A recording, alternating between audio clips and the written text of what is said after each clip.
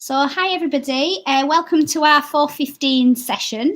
My name's Jen from Yorkshire in Business, but many of you know me as the key organiser of the Inspiring Women International Women's Day event. This is the third year running, and this year we've got a full week's worth of events, but I really wanted to make sure we got this exciting launch in place for a contract called Aspire to Lead. So I'm going to introduce you to Lorna.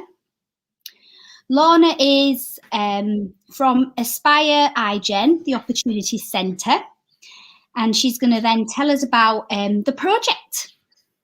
Thanks, Jen. Hi, I'm Lorna. As Jen said, I'm the project manager for the Aspire to Lead project. So I work for the Opportunity Centre, which is part of the Aspire iGen group.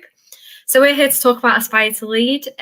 We're officially launching today as part of International Women's Day, which is perfect timing for this project. So the project is covering the York and North Yorkshire LEP area. It's part funded by the European Social Fund, and the whole purpose of it is to promote gender equality across the York and North Yorkshire area. So we've got a package of 12 interconnected interventions. They're all aimed at doing slightly different things, but all have that common goal of promoting gender equality across the county. Obviously, York and North Yorkshire is a huge area to be covering. Lots of different sectors, lots of different jobs, lots of different barriers in different areas as well. So that's why there's this wealth of support on offer. So we're going to talk a little bit about each of the strands that are available, but to give you a quick summary in terms of who is eligible for this project, we're supporting women in employment or self-employment. You have to be 19 years of age or above, and you have to live or work in York and North Yorkshire. And then in terms of SMEs, it is what it says on the tin with SMEs, having 250 employees or less to be eligible for those strands. But we'll come back to that at the end. We'll give you a reminder and we'll let you know where to go if you'd like to refer yourself. So I'm actually going to hand over first to Tony Eastwood from Beyond 2030. And she's going to talk a little bit about what Beyond 2030 are delivering as part of the project. Thank you, Lorna. Hi, everybody. Happy International Women's Day, and so excited that we're part of this project. So we're leading on 3 strands of the project. The first one being a focus on leadership and women into leadership, helping women to develop their skills and confidence, helping them to become the best versions of that they can of themselves, to grab the bull by the horns and to dare to have big, hairy, audacious goals, and to develop their careers and or their businesses. So there are 2 programs that we have as part of the project, the Visionary Women's Programme and the Future Female Leader. And then we have 2 strands around the research. One is the gender pay gap, and the second one is all around gender stereotyping. But what we're seeking to do really with the project is, I don't know about you guys, but I've been involved in this stuff for about the last 20 odd years, and I'm finding the dialogue a bit boring. Nothing seems to be changing or happening at very much of a fast pace. So what we want to try and do is change the narrative from a negativity, one that's about bias and non-compliance, to one that's about enabling and seeking partnerships, sharing best practice, helping small businesses and their owners to really reach out for support and advice on this agenda, so that we can have honest and open conversations, and that we can help them put in place plans that are going to do what it is that they want to do for and achieve for their business. So we're all about looking for new relationships, fostering relationships, and supporting and enabling small businesses to share with us on this journey and to start their journey around this. So without further ado, I'm going to hand over to Bernie, who is leading on returnships and sponsorships. Thank you very much. Thank you, Tony. Thanks. And hi, everybody. And following on from what Tony was saying, I think it's really important that we get across how much we want you to join us on this journey, that it is an adventure as well, that change can be good. And what I'm working on is returnships and sponsorships specifically. So returnships would be for a period of, say, 3 to 6 months, where somebody who's been out of work for a variety of reasons, it could be caring roles, it could be maternity, it could be furlough, it could be education, anything really, where you've taken a career break and then want to come back into the workplace. And we can all imagine what that's like. If you've not done it, you can imagine what it's like. It's scary. You might need some baby steps to get in there again and get up to full speed. So the idea is to develop a way to present this to people in a supportive model that allows people to come back into the workplace and get their mojo back, basically. Get your mojo back, get in there again. Now, it's not an easy time for any business to be offering new paid roles. So we're looking at possible returners experience programs as well, where you go back in but you're not getting paid, but you may get some expensive. Is there any businesses out there that are willing to help with this? Please get in touch with us. Sponsorships would be different from mentoring, different from coaching. This is where somebody senior in an organization helps to open doors and foster talent that they see lower down in the organization. So supporting women to move up the pipeline. We know it's difficult. There are the glass ceiling or the sticky floor, or whatever you want to call it. And the idea is to break that barrier. And this, I'm hoping that I'll be able to set up sponsorships which are supported by larger organizations, anchor organizations, that will support smaller SMEs to do this. So they can put in place some training, they can support the organization to make those cultural changes that are necessary. Because what's been shown in the research is that if you don't have a culture change, flexible working doesn't necessarily work for women. It has to be a whole culture change. So that's what we're looking for. So again, any SMEs out there who would like to be part of this story, and this is a good day to sign up, please get in touch with us. Okay, that's my bit. I'm handing over now to, actually, I can't remember who it is next. I think you're going to Gabby. Oh, Gabby. Hey, Hi, Gab. Hi. Hi, Gabby. Thank you for having me. I am Gabby Skeldon and I'm the training coordinator on the Aspire to Lead project. And I will be running the influencer training portion of those strands. So I primarily work with schools, and that's anywhere from primary to university. So primary education, secondary, colleges and universities. And my job is to come in and make sure teachers are feeling empowered about talking about gender equality, that lessons and everything are equal for everybody so everyone can engage at the same level. Because as we know, girls still face quite a lot of barriers when dealing with education, especially going into subjects like science and maths and things that are more traditionally male dominated. So our programme for schools offers a wide range of support. We offer training days where we'd have SLT come in and discuss the barriers that the schools face in implementing change and how to implement that change and take steps in the right direction. We'd create an action plan together. So we create an action plan that looks at a 6-month period and how we can start to make a move forward in terms of encouraging schools and parents to engage with this change.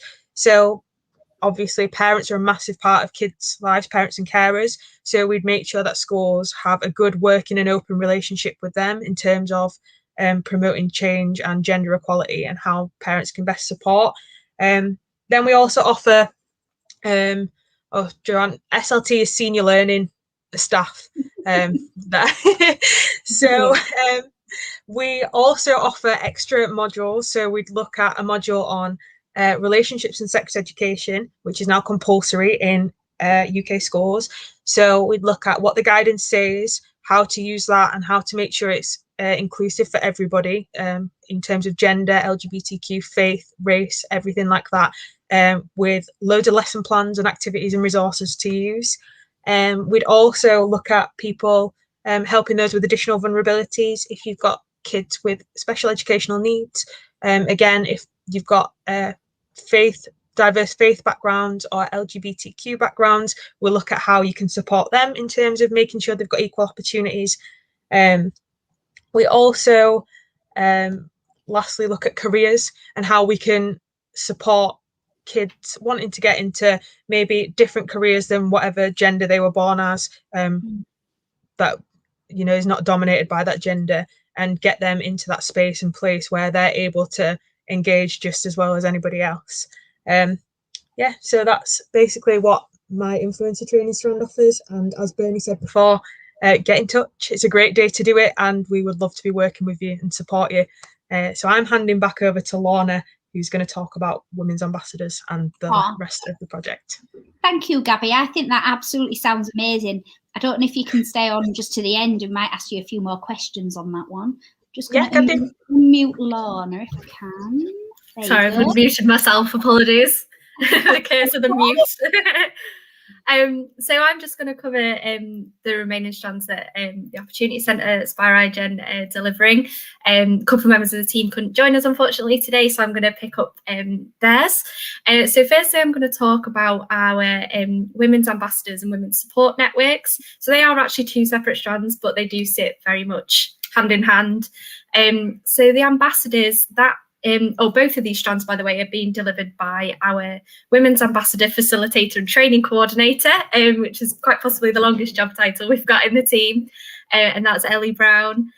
So she is working with women in senior positions to be women ambassadors for the project. The idea behind the ambassador role is that you champion women into senior positions, onto boards, really promote what the project can offer, but also the kind of key messages that come out from our research and from talking to other women in employment. As I say, it sits very closely alongside the support networks, which are a networking opportunity. It is a place for women to be able to join together and discuss important topics, things like that. But it's also has training embedded throughout it. It has guest speakers, some of which may be the women ambassadors. So that's how they sit nicely alongside each other. And the idea is we're starting off with one main support network. And the plan is that they will sort of branch off into smaller ones. It might be sector specific. It might be a support network in a specific district. As we've already said, it's a huge area to be covering. But the idea is there's always going to be this one main central one where everybody can be together and to discuss those topics together. And access that training, access the guest speakers, and access each other. That peer support, peer mentoring, that kind of thing is really, really important. The ambassadors will also be... How would somebody put themselves forward for that, Lorna? They get in touch with us. Exactly the same. It's exactly the same for any of these strands that we talk about today, and we'll give you the email address that you can contact at the end. But yeah, absolutely, just get in touch with us, and we can start those conversations and start people getting involved. One of the other things that the ambassadors will be doing is working with Ellie to create a common purpose charter, and the plan is that will be used to sort of mould the project, I suppose, and also be available to SMEs. And wider than that, it's legacy work as well, that a common purpose charter can be used beyond the life of the project, promoting that best practice in the workplace for gender equality. So that's a very quick overview of our ambassadors and support. We were speaking this morning, Lorna, about how important now flexible working is, and especially for mums. And actually, one of the comments that came through on that is who could work with businesses to pioneer that new movement. And maybe that's something we can put forward with this group. It's certainly something that they'll be interested in taking forward, I hope. Maybe. I would definitely think so. I think the way that people have had to work over the last year or so, it's become this new new normal, dare I say, the most commonly used phrase that we've got going. But yeah, the kind of transfer into that way of working more permanently, and having that option of the flexible working, the hybrid working, and I would certainly expect our ambassadors would champion that too, because the flexibility it gives everybody, I think, not even just women in this situation, offering that out. So some of the issues we're seeing are about women taking on the vast majority of the household domestic roles, but our workplace is actively promoting shared parental leave enough. Is that option there for men to have that kind of option too? So it's really kind of widening it out. It's not just an issue solely for women. So it's really important that message is shared around. And yes, absolutely, ambassadors, I'm sure, will be keen to promote that. I knew it'd be a popular strand for the Inspiring Women group, because it's such a wonderful opportunity for women to come together and really work at what needs addressing. And yeah. I'll let carry on. Thanks. I just saw that comment pop up as well, actually, from Margaret, about leaders needing to have the right mindset, senior, middle and lower level managers. And that's absolutely right. You can't make the change unless everybody's invested in making the change. So that's a really important part of this, is are you ready to really take on and make this really important change? So yeah, it's a big one. So next I'm going to talk about the returners strand. So we've already heard from Bernie about the returnships. So that's implementing a programme of support with SME organisations. The returners strand is for those individual women returning to the workplace after an extended career break. And that could be for any number of reasons. It might be maternity, it might be long-term sickness, it could have been study leave, at the moment furlough. Lots of people have been away from the workplace for a long time, and coming back in when you've had such a long time away from work can be quite daunting. And you might feel like you've lost a bit of confidence, feel like you've lost a couple of skills. Maybe we're in a very digital world now. Maybe it's those digital skills that maybe need a little bit of sharpening up. So the returners strand is about supporting those women coming back into the workplace, doing some CV building, addressing any gaps that may appear now that you've had this extended time away from work, and some personal development and upskilling in there as well. It'll be non-regulated learning, level 2, level 3 kind of modules, to support that kind of return to work and that general upskilling that a lot of people need when they've been away for quite a while. We've also got a strand called Aspiring Young Women. So this strand is specifically for 19 to 30-year-old women in employment or self-employment. And it's about raising aspirations, aiming higher in your career, really kind of supporting them with careers information and guidance, identification of progression opportunities. You might not be able to see it when you first join the project, but we've got careers guidance specialists who can support you with that, and support to identify what path you'd like to take. But then again, those basic skills, digital skills, upskilling, kind of leadership training in the sense of building those soft skills around leadership, and getting those skills really honed so that they're in a good position to move into those leadership positions. It's hard to say, get my teeth back in. So it differs slightly from the leadership training that Beyond 2030 that Tony is delivering, in that it is more for people aiming to be in those positions in the future and wanting to upskill to get there. I think that's fantastic, because again, we were having this conversation over Chilled Out Women over lunch, how some of us feel held back because women are very, very different creatures to the male, who seems to have come across more confident and put themselves forward, and women always don't. They tend to sit back. And Margaret's obviously mentioned there about mentors, because some of these women ambassadors could mentor these young people, because they are our future, and we want to inspire them to achieve. Definitely. Absolutely. So one of the things that's worth mentioning at this point, it fits very closely with what you've just said there, is that people don't have to come on and only access one strand. So it might be that those aspiring young women join and do the training through that strand, but also access the support networks, and which accesses the women ambassadors who can act as those mentors, act as those key links that they can keep in touch with, and who can guide them a little bit as well. Again, relating to that peer-to-peer mentoring support.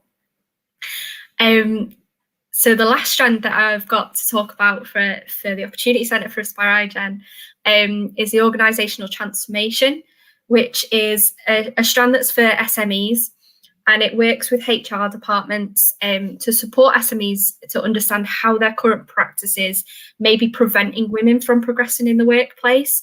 So it will be looking at, there will be a self-assessment tool that's used so that an organisation can really evaluate where they think they're at, and any barriers that they think they've got within their organisation, because each one's going to be so different. It's going to be different based on what sector you work in and what area you work in and how many employees you have, and there could be any number of things, particularly in those sectors where women are massively underrepresented.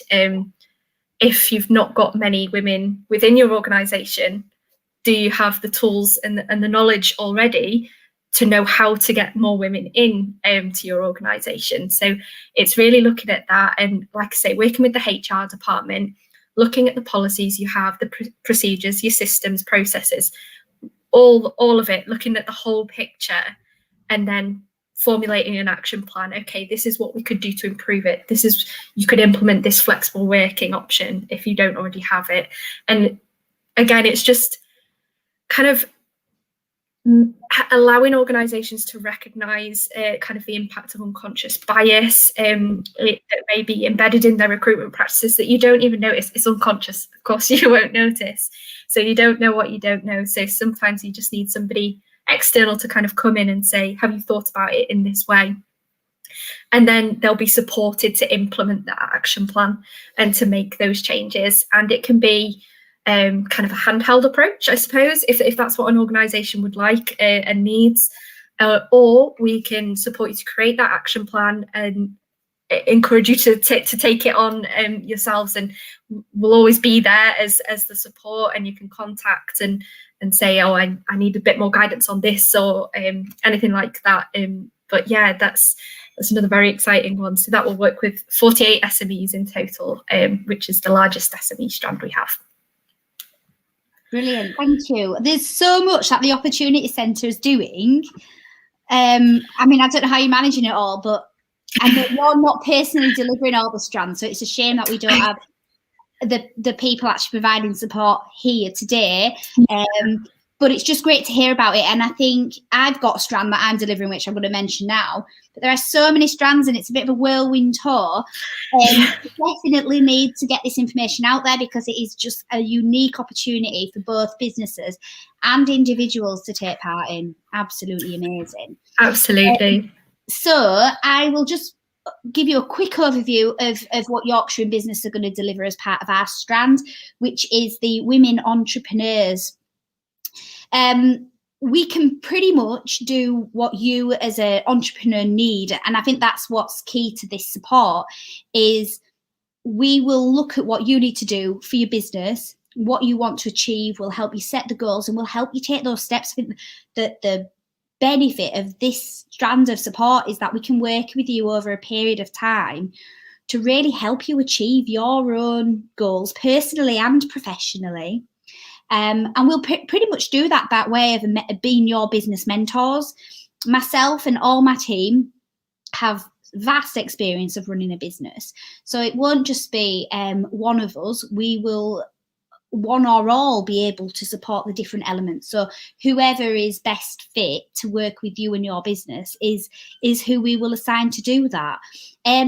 Some businesses just need that holding to account, because we get so busy running our own businesses on a daily basis, being busy fools almost. We don't sit back and actually look at, am I achieving what I set out to achieve? Am I progressing forward? Have I lost my passion do I need some more motivation? And it really is for me more about that inspiring element to take people almost back to square one, to sit on the outside of their business looking in, and see really what they want from that. So we can work with a startup, somebody who is just the very, very early days, or even maybe they're just in employment and they're thinking about creating a side hustle that might hopefully turn into a business. Or you might already be in business and working part-time, and you have a goal to increase that business so that you can gradually give up that work. I think that's the whole point of this, is it's about doing and achieving what you personally want to do and need to do. So there was a raft of support. Business planning is one of the key starting points that we will do with a business. Really look at why you're not achieving what you set out to do. And I think this is one of the stumbling points that businesses do. They start and they deliver a service and then think, oh, why am I not hitting that? Or, why have I not got enough customers through the door? And actually, it's just you're a bit too involved to see everything. And that's one of the starting points, to really do like a business diagnostic to see what does your business need, and then put those into small steps. So each week you're achieving something new. So it's really exciting. We've already got 10 women signed up. I think we've hit about 10%. So you need to get really in there now at the start of all this contract, because everyone's going to be so interested in getting this support. We can work with people all over North Yorkshire. And we're specifically looking at working with some over 50s as well. So if you feel that you are over 50 and you want to work with us, Terry is the advisor who's currently assigned to work with you, and she's just amazing. We've had some feedback already from her on social media saying, I've done this today because Terry's held me to account, and that's fantastic, because that means that that business was over the moon that they've been able to do that. So I know we've lost everybody, but Gabby is still here, so we will bring her back. There you go. And Lorna, you are muted. If you want to unmute, you do. I just thought what's really good before we finish off is just to talk about some of the publicity. So we've done a whirlwind tour. There's all these different strands.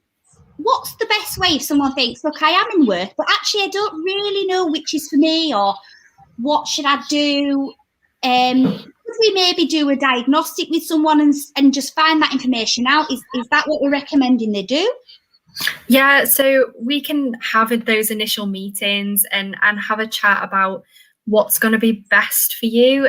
So you'll be referred to the most appropriate strand of support, but you can come to kind of any one of our organisations, whether that's us at the Opportunity Centre, Jen with Yorkshire Business, or Tony with Beyond 2030, and we all work from the same kind of starting point. So we'll have that discussion with you, make sure you're eligible for the support, but also make sure the support is suitable for you as well. Make sure it's the right thing for you, and then we'll work out what your goals are, and then which strands are going to best support you to achieve those. Tracy from Beyond 2030 has just put a comment on saying that she's really looking forward to working on this programme. What's really interesting is later on in the week, and I don't know if it's Wednesday or Thursday, we've got Michelle Davison-Ward. She's done a video for us. Now, Michelle actually went to Beyond 2030 a few years ago now and did their Visionary Women programme. Talked about this in that video, and how actually she sat down and reflected on what she wants to do out of life, and she set 3 goals. And she's achieved all 3. And it's amazing. You need to see the story, but that's the difference that this sort of support can do. It can really help us focus. So I want to mention that because I think it's a really good opportunity for people to access, especially what Beyond 2030 do, because I've had personal experience of attending it. Yeah. But it'd be great to obviously get to know more about what the Opportunity Centre is going to offer. Absolutely. What do you think that, just the 2 of you, that you're most excited about seeing the outcome of this contract? Exciting one. Gabby, have you got a specific one for schools while you're here? Yeah, hopefully. Well, I am quite excited to see, hopefully, some big change implemented in York and North Yorkshire schools in terms of providing some really good support for women, young girls who are in education, and the teachers, that are working in schools. Obviously, it is really important to support both areas and make sure that they are feeling confident in accessing science and maths and higher education, and that we give those opportunities to those girls who might otherwise not have engaged with that strand or with those things. And if a teacher sat watching this thinking, oh, wow, yes, I want to know more about this, it's definitely a development area for me, can a teacher come forward and put themselves forward for this, or does it have to be the school?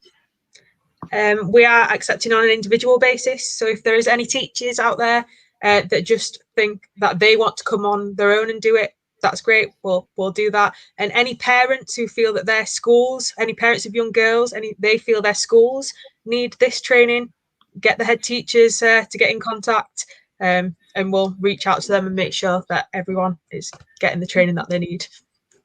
Margaret mentioned about Young Enterprise. I think she's one of the ambassadors or mentors for Young Enterprise.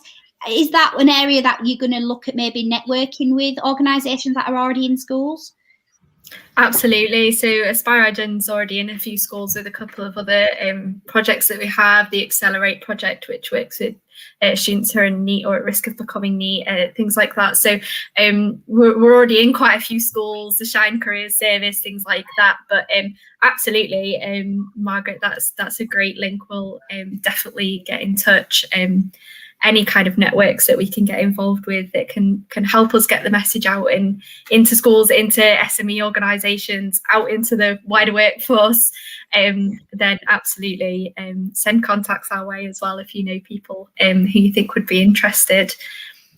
Definitely. I'm just going to flip back, Jen, to kind of the thing we want to see at the end. And I guess kind of the vision is that long-term change, it's not just about quick fixes and it kind of putting a fire out kind of thing. It needs to be lasting, and the hope is that even when this project ceases to exist, there will still be the drive for gender equality in the workplace across the entirety of York and North Yorkshire, and really make it feel like we're pioneering it, and that York and North Yorkshire organisations are the ones that are really leading the way, and can be used as best practice models. People want to contact the organisations who've been involved because they now have the tools and the resources and the knowledge to implement that best practice. So I think long term, that's really what I'd like to see, is that really lasting change, and that people